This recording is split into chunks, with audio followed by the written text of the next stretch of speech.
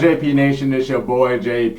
If you're a returning subscriber, welcome back to my channel. If you're a new subscriber, welcome to my channel where we do basketball reaction videos. If you love the game of basketball like I do, make sure you subscribe to ItzJustJP down below and click the notification bell. You know what our next upload is.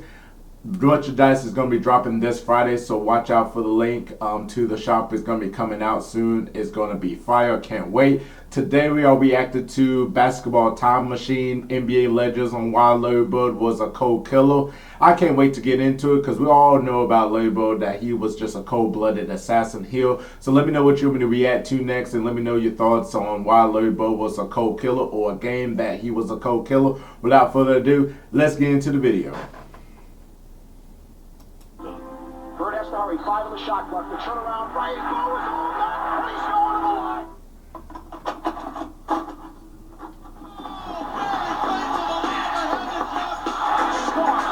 Hey guys, this is Dominique Lucas. I love that intro. Hey, this is Pau. Hey, what's up? This is Matt Barnes. If you're an old school NBA fan like I am, make sure you check out the Basketball Time Machine with my man Sean David. I like that. I like that. Shout out to Sean David. Hey guys, good day to you all. How's it going? My name is Sean David, and I welcome you back to the Basketball Time Machine, your NBA old school show. In today's episode, again, I want to talk about Larry Bird and take a look at NBA legends, giving their best stories about Larry Legend, and also I think I found some new clips that you hopefully have not seen before. But before we start with that, let me ask you guys for a small favor. If you're new to the show, please subscribe to the channel and like the video if you enjoy the content. Alright, you guys, I would say let's get right down into it.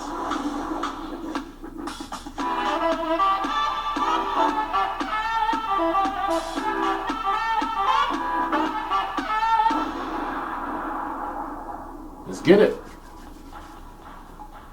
Now the first clip that I want to take a look at is from Isaiah Thomas, and this one is pretty interesting because Dennis Rodman made some kind of outlandish comments about Larry Bird. And if you remember, like back in the days in the 80s, Rodman already said something about Larry Bird. Isaiah Thomas confirmed it, and Isaiah got into big trouble. Yep. But this time he learned from his mistakes. Let's take a look. Dennis Rodman said that if Larry Bird played today, he'll have to play over in the European League because of the way the game is in 2023. I haven't seen Here's what this. I'm not going to do today, because you do have to learn from your experiences. Okay. The only thing I'm going to say is, that's what Rodman said. If Larry Bird was playing today, he would still be the MVP of the league. His team would still be winning championships because we just watched the Joker, who is very similar to Larry Bird, take his Denver Nuggets team and win the championship. If I look at these two players, and if I'm saying they're similar, then Bird probably win 2 or 3 championships in this era. In this era right now. Out of all the players we played against, when Larry Bird caught the basketball, we were most afraid of him. And it's hard for young people to understand, because those of us who was around in the 80s, who really got to see him and the Boston Celtics play, he just didn't miss. And when he missed, you were shocked that he missed. 33 and green, he was the dude. And the next story that we're going to take a look at is from... See, Isaiah Thomas learned from his mistakes. I mean, back in the day, he was a teammate. He was just trying to back Rodman up so that everybody was going to click like a team and all that. But, you know, he learned from his mistakes right there. He kept being careful and all that. He said, that's what Rodman said. So he left it at Rodman at that. But he's right, though, because Larry Bird playing in today's league, oh, my God. Like, people just don't understand how great Larry Bird is. I'm talking about the young fans. Like, Jokic is killing the league right now the way he's playing. And he's just outthinking everybody because of his IQ. Larry Bird had the same way. His IQ, he was thinking the game through. He was 5 steps ahead of everybody else. Like, he was that cold. And he could shoot the basketball too as well and talk trash and back it up. And he does everything on the court, and he cares so much about winning. He didn't even care about padding the stats and all that. That's what the media are going to let you know. They're going to be like, well, Larry Bird padded his stats. Look at him getting another triple-double right there. Larry Bird did not care much about that. And the reason I say that is go back to the game when he almost had a quadruple-double, and Casey Jones was like, hey, Larry, you were like 1 steal away. Come in. Larry was like, nah, I've done enough damage already. That just tells you about Larry Bird. So he didn't care about the stats at the end of the day. He could score 5 points, 10 rebounds, 11 assists, all he cared about is just winning the game. That's all he cares about. Because you can impact in different other areas, which young people do not really understand. So, there you go. John Spider Sally, who obviously played for the Detroit Bad Boy Pistons and who had so many matchups against Larry Bird. And yeah, he just tells you again about the confidence of Larry Legend. Let's take a look. You know, we kind of knew. You knew who was better. Nowadays, you don't know. I would be afraid to play against Luka. I'm telling you personally, that's how good he is. And I know Larry Bird, he's this much below Larry Bird. Or maybe that much.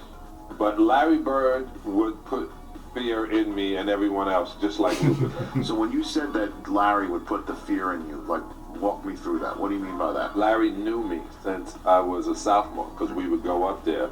It's not illegal to go up and be in camp in Marshville, in Boston, and you work in a camp, but really you're there to play against those nighttime games. So Larry knew who I was. And I get in, Chuck Daly has me starting one time, and Larry looks around and goes, what's up, Sal? I said, nah. He goes, you on me? I said, yeah, I got size on you right now. I've been watching every movie. He goes, y'all not double teaming? Looking around. He goes, yo. I go, nah, it's just me, fella. He goes, mouse in the house. Mouse in the house. And they change the play, and he catches the ball, he does this. And he shoots it. He says, Sal, you better ask for a double team, bro. I got 2 quick fouls because I'm smart like that. Yeah, he was, and he was always in shape, and he hated Bill Laimbeer. Larry could just flat out score and give you numbers and be talking shit. There were times I had to guard him. You know the play is coming, but he would tell you what's coming. Yep. He says, if you trail, I'm going to trail into the lane, to the little float.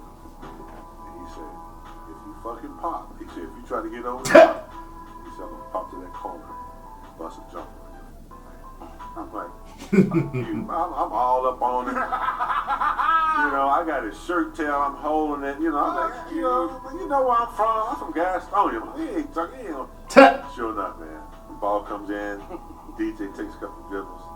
I'm quick enough. I think I can get over the top. I get over the top. I can get out there, but he pops to the corner and I'm running. He kind of waiting, waiting. He was an asshole. What was it about Bird that was so special? Listen, I hate when they compare people to Larry. Yeah, Larry he was a phenomenon. They're not going to call a foul. Goes to Bird. He's open. Got it. That was over. Oh. Well, we wondered if he had the magic again. There it was. He had unshakable confidence. If he could get his shot off, he felt like, we were going to win the ball game. Yeah, Rob, I wish you would have played against him, man. Larry Bird was the biggest shit talker in the league back in the day. He would tell you exactly where he was going, what he was going to do. And he did that to us in the finals. He was like, guys, don't worry about it. I'm going right over here to the corner. I'm going to catch the ball, I'm going to shoot it, and ain't shit y'all can do about it. And he did exactly that. So I wish you would have got a chance to play against him. Because I always think about that moment. I don't know how true this is, but you remember the time when he was playing Atlanta, and he told the guy, he says, I'm going to bank a 3 on him, and the guy just bullshit. So On the out-of-bound play. Throughout the game, he never got to say, you know what? He goes back in the game. I think he had like 50 points that game or something.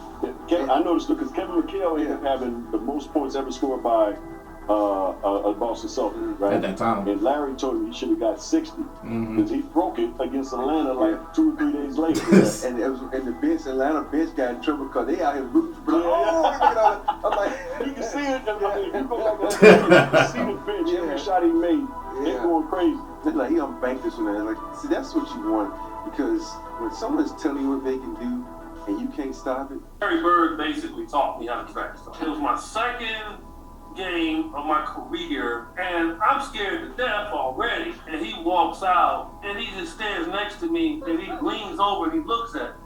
And I didn't pay him any attention. He said, do you honestly think you're going to guard me? And he stands up and he looks over at our bench and he looks at Kai. You all think this rookie going to guard me? Man, I'm going to bust you up. Just right in my ear. And finally, he walks around, stands in front of me. So I'm going to tell you something right now. I'm going to wear your ass out. Game starts, and he's just wearing me out. And he came down, he said, I bet you can't do this. And he raises up from Steph Curry rank. And he shoots an air ball. And I look at him, he like, that don't matter. It's the fact that I can do it and stay in the game. I bet you can't. I remember the time when Larry got on the roll, started shooting the balls, and every shot was going in. Goodbye, she's gone. I got to keep one of them too close. When he runs by the bench, he goes, that's a heat check. Just see how hot I am. All right, he runs by Frank Layden, who's the funniest guy in the league, and Frank is coaching, and Larry says to him, hey, Frank, don't you have anybody on that bench who can guard me? He goes, 'cause nobody out here can. Frank looks down at the bench and goes, no.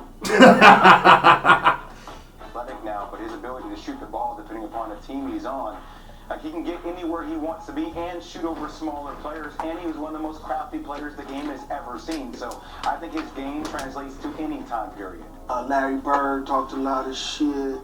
Bird used to tell me, look here, man, I'm gonna go shoot this motherfucking jumper in your face right there in that corner. And it's gonna be your Christmas present. I'm gonna wrap it up and bust your head open. All that shit.